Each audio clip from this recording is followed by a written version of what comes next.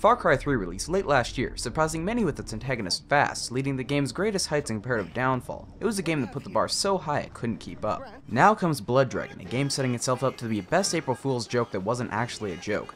The only question is, will it live up to the hype?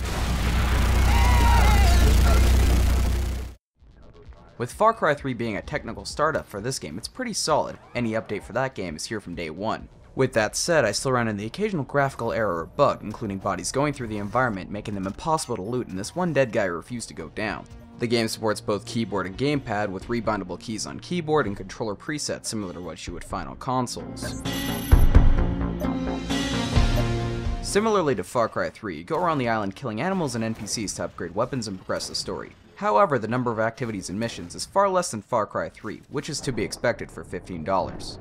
It comes with 7 main story missions, 13 outposts, and 16 side missions that unlock weapon attachments. There are only 2 types of side missions, one where you have to rescue a scientist being held hostage, and the other is Path of the Hunter, where you have to kill a specific enemy with a specific weapon. Crafting is no longer in the game, and you now upgrade weapons and restock ammo with standard currency looted off enemies.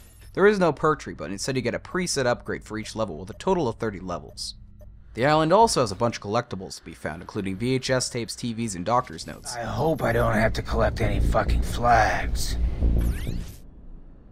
This game is a brilliant balance of 80s humor and satire. From start to finish, it's making fun of anything from starting tutorials to collectibles. Tutorial Batch 101 from Military Navigation for Idiots, Auto-Holstering Weapon. You will find references to almost anything from the 80s, from the collectibles being VHS tapes to mutant turtles with pizza.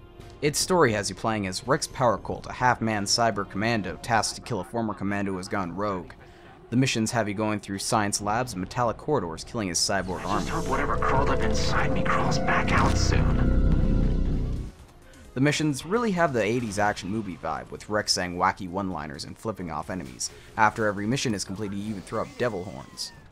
On the island, there is only 12 species of animals, with the most deadly being the infamous blood dragons. Unlike normal dragons, these do not have wings and have terrible eyesight from shooting lasers out of them. They enjoy long walks on the beach and the cyber hearts of your enemies. I was a bit skeptical about the change that these beasts don't fly, but having played it, I feel it was a very smart decision. You can now be tactical. Unlike Skyrim, it's not a random unavoidable boss fight, but a part of the world that you can avoid, fight, or lure to destroy your enemies. Outposts have force fields that keep the dragons out, but with some C4 or stealth skills, you can lower it and let the dragons handle the rest. Mega shields deactivated.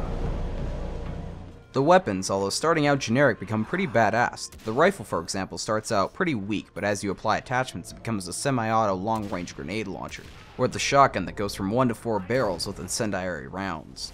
Overall, the experience is amazing, with my only real complaint being its length. On hard, it took about 4 to 5 hours to beat the main story, and another 10 hours completing island quests and outposts. For $15, this was absolutely worth it, but I still don't feel I've had enough of the experience.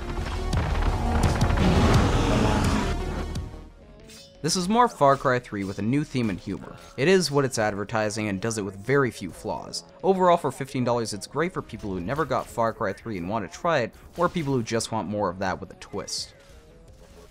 Alright, thanks for watching my Blood Dragon review. I hope you enjoyed it. I enjoyed the game a lot, and for $15 it's pretty great, and a pretty great introduction to Far Cry 3 if you didn't get that game. I would suggest playing it on hard, because I played it on hard and it was pretty easy. The Blood Dragons were of course intimidating at the beginning of the game, which is what I wanted. Playing it on easier difficulty might have lowered that tension.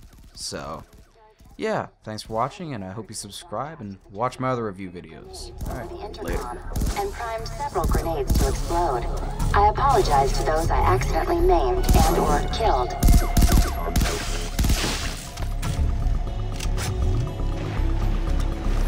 Your attention.